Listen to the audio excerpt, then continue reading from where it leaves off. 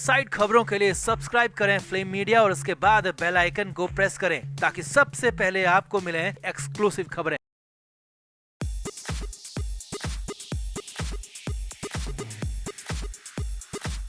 महाराष्ट्र के मंत्री नवाब मलिक को लेकर अब तक का सबसे बड़ा खुलासा हुआ है। मलिक को लेकर अब तक का सबसे धमाकेदार महाखुलासा है और हालात ये हैं कि मलिक और डी गैंग का सीधा सीधा कनेक्शन खोज निकाला गया है। जी हाँ, ये बहुत बड़ा खुलासा ईडी की तरफ से किया गया है, बहुत बड़ा दावा ईडी की तरफ से किया गया है। अरबों की डील में 11 करोड़ 70 लाख तो हवा में पैदा हो गए और कहानी में जबरदस्त ट्विस्ट भी आ गया। हालात ये हैं कि मलिक के अब सारे के सारे रास्ते बंद होते दिख रहे हैं क्योंकि ईडी ने डी गैंग के आका के साथ सीधा सीधा इन्वॉल्वमेंट ढूंढ निकाला है, जिसके बाद नवाब मलिक का बचना बहुत दूर की बात है। नवाब मलिक को कुछ भी राहत मिल जाए तो ये बड़ी बात होगी। तो क्या है ये नया और महाखुलासा, क्या है अपडेट, करोड़ों का खेल क्या है, सब कुछ आपको दिखाते हैं, बताते हैं। आप इस वीडियो को शेयर करें और कमेंट करके अपनी राय जरूर दें।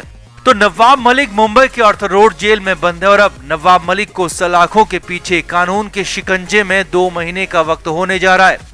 ईडी ने अपनी तरफ से कई खुलासे किए, जांच किए। हालात ये हैं कि नवाब मलिक के खिलाफ जो ईडी के पास सबूत और गवाह हैं, उनसे ही नवाब मलिक की हालत खराब है, उनसे ही मलिक की आफत बड़ी भी दिख रही है। जमानत मिलना बहुत दूर की बात है, इंटरिम राहत तक अभी तक नहीं मिल पाई है। लेकिन अब यहीं पर नवाब मलिक को लेकर, उनके डी कनेक्शन को लेकर ईडी ने नया और बहुत बड़ा खुलासा किया है। जी हाँ, ईडी ने बहुत बड़ा खुलासा किया है जिसे इस केस में अब तक का सबसे धमाकेदार खुलासा दावा कहा जा रहा, तो उसे सिलसिलेवार तरीके से आपको बताते हैं।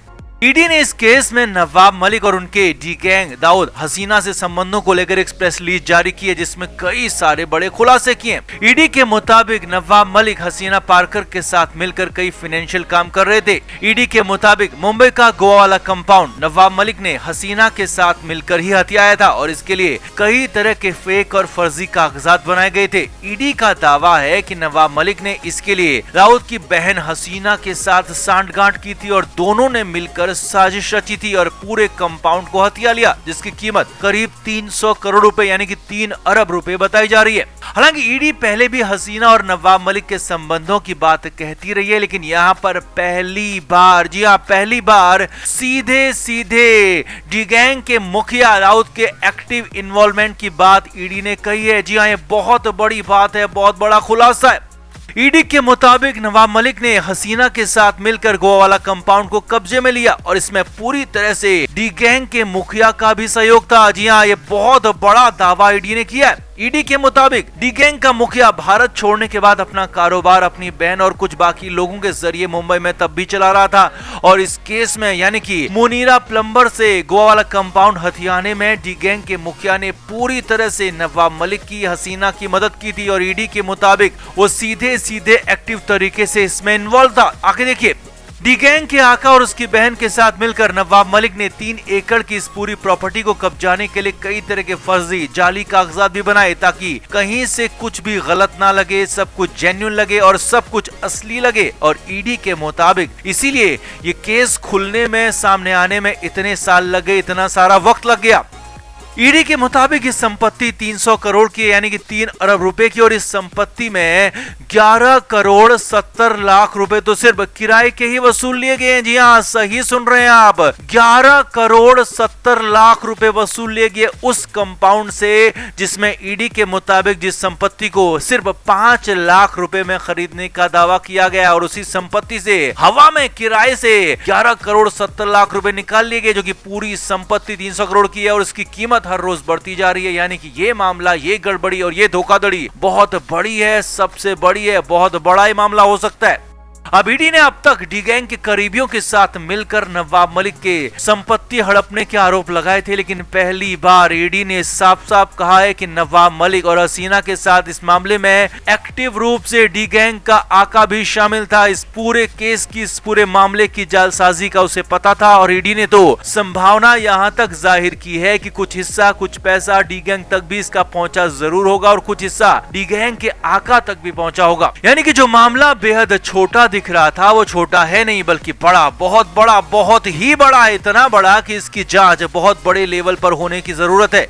हालांकि एनआईए भी इस मामले में दिलचस्पी दिखा रही है और मामला देश विरोधी हुआ, ऐसा कुछ भी हुआ तो फिर एनआईए भी इस मामले में कूद सकती है और फिर नवाब मलिक की असली आफत शुरू हो सकती है, क्योंकि तब सीधे सीधे देश विरोधी होने का मामला यहाँ पर चल सकता है, जिसकी संभावनाएं यहाँ पर दिख रही है, क्योंकि ईडी लगातार डी गैंग के साथ संबंधों पर खुलासा कर रही है।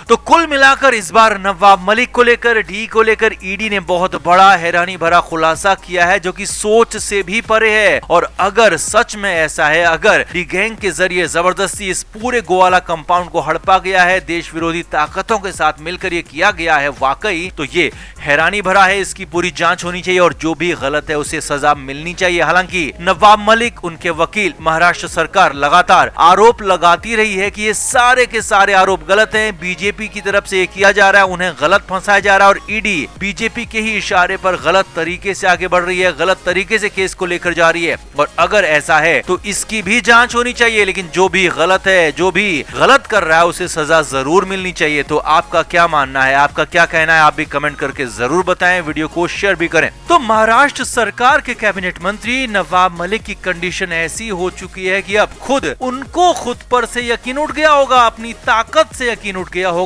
क्योंकि पहले हिरासत में लिए गए, फिर गिरफ्तार किया गया, रिमांड पर लिया गया और फिर उसके बाद फाइनली जेल भेज दिया गया। जेल का वक्त भी लगातार बढ़ता जा रहा है और उसके बाद तो सबसे बड़ा एक्शन या कहें कि सबसे बड़ा हमला हो गया। ईडी ने लाखों या फिर करोड़ों नहीं बल्कि अरबों की संपत्ति अटैच कर ली, जब्त कर ली। जी हाँ, नवाब मलिक की अरबों की संपत्ति को जब्त कर लिया गया है, यानी कि नवाब मलिक पर ईडी हर तरफ से चौतरफा हमला कर रहा है और बचने की गुंजाइश कहीं दिख नहीं रही है। अब इस बीच 18 अप्रैल को नवाब मलिक के मामले में एक बार फिर से सुनवाई होगी। उसी पीएमएलए लोअर कोर्ट में सुनवाई होगी जिस कोर्ट ने मलिक को जेल भेजा था और ईडी की कार्रवाई को सही बताया था, और उसी कोर्ट में एक बार फिर से नवाब मलिक की पेशी होगी। आगे क्या होगा उसका फैसला होगा।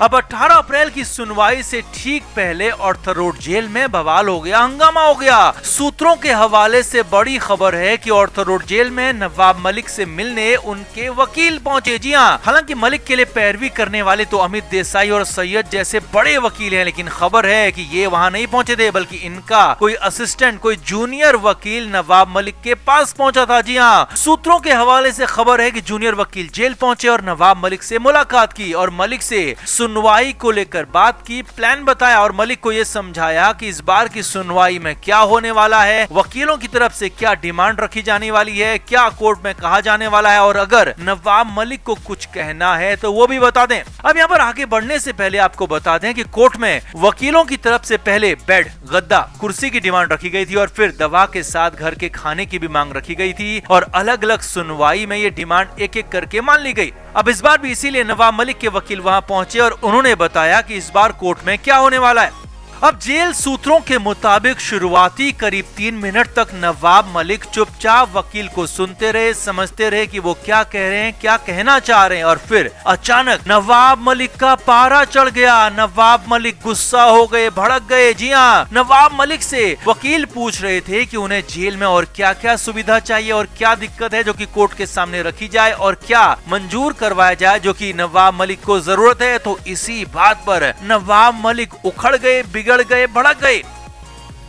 Flame media report.